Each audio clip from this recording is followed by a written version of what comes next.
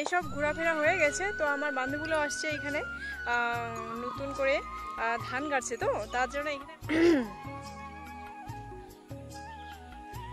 So hello everyone, সবাই কেমন আছো সকলে জানিও। আমি তো ভালো আছি,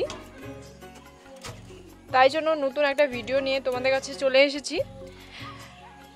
নতুন বাড়িটাকে রং করার পরে ধোয়ানো বাকি ছিল, তো ধোয়ানো হলো, বাড়িটা সুন্দর করে ধুয়ে নিলাম।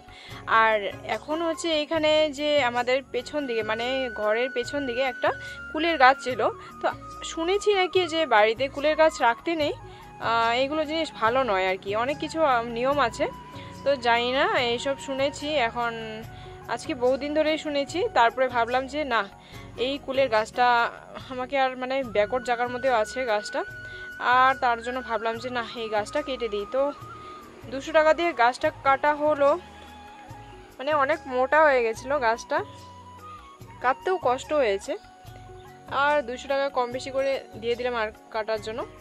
পরে এখানে যে এই ডালগুলো বের হয়েছে, এগুলো উপর দিয়ে মানে বেলার উপর দিয়ে দিয়ে দিচ্ছি, কাটাগুলো দিয়ে দেওয়া ভালো না।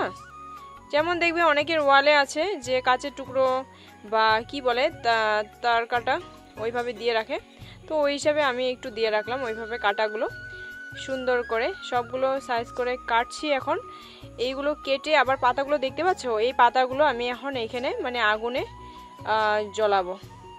পাতাগুলো রেখে লাভ নেই, কি করব, জাবড়া কত জাবড়া করব, আর বাড়িতে গাছপালা থাকলে এমনিতেও জাবড়া থাকবেই সব সময়, তো ওইগুলো পুড়িয়ে নিলে ঝামেলা শেষ। এখন এইগুলো ডালগুলো সুন্দর করে বের করে নিচ্ছি, তো ডালগুলোকে পরে জ্বলাতে হবে। আর এইভাবে রেখে দিলে একদম বাজে লাগছে দেখতে, আমাকে সহ্য হচ্ছে না। আমি ভাবছি যে আমার বাকি কাজগুলো সেরে ঘরের কাজ খাওয়া দাওয়া পরে করব, আমি এইসব আগে করব। তো যাই হোক, মানে সকাল সকাল এইসব কাজ আগে স্টার্ট করেছি। আর ঘরের পিছনটাতে মানে এদিক দিয়ে টেনে টেনে নিয়ে যাওয়া হয়েছে ডালগুলো, তার জন্য এখান দিয়ে নোংরা হচ্ছিল। আর জঙ্গলগুলো 2 দিন পর পরে পরিষ্কার করা হয়, কিন্তু এই যে বৃষ্টি কতদিন লাগাতার বৃষ্টি হয়ে যায়, তখন মানে একটু বন্ধ হয়ে যায় পরিষ্কার করাটা, তার জন্য মানে দেখো এইখানে কতগুলো খড়ি বের করেছি আমি, দেখতে পাচ্ছ, সব জাবড়াগুলো একসাথে করে দিলাম। এখন এইগুলো সুন্দর করে ঝাড়ু দেব। তার আগে এই যে কয়দিন আগে আমাদের বাউন্ডারি বেড়াটা দেওয়া হয়েছিল, তো দেখো আনারস গাছগুলোকে ওখান থেকে বের করে দিয়েছে। হ্যাঁ, এইসব কি মানা যায় বলো তো? গাছগাছালি নষ্ট করে বেড়া দেওয়ার মানে কি, আমি তো এটা বুঝি না। তো গাছগাছালি এইগুলো জিনিস মানে ভালো জিনিস, তার জন্যই আমি ভাবলাম যে গাছটাকে আবার সুন্দর করে দেখো গেড়ে দিলাম।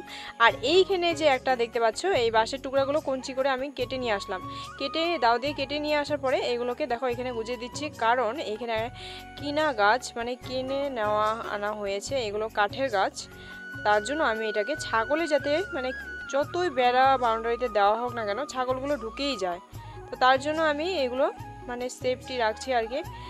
আর এইখানেও একটা কেনা গাছ রয়েছে, আর কি কি গাছ, অর্জুন গাছ কি গাছ কি কি গাছ বলতেই পারো, যাই হোক এইসব গাছ আর কি।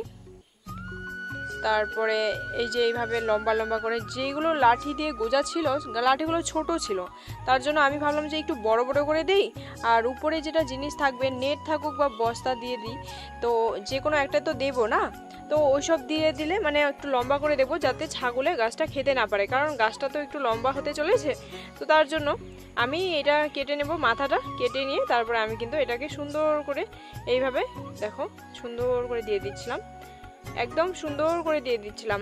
দেখো গাইস, আমরা চলে এসেছি, এই দেখো আমাদের বাড়ির সামনেই, কিন্তু বলতে গেলে বেশি একটা দূর না, 10 মিনিট এসে গেলেই কিন্তু আমাদের এই বাড়ির এখানে পাহাড়টা।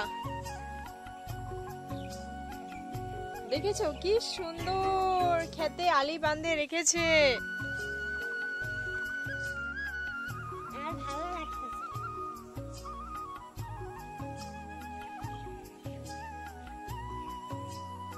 খুব সুন্দর।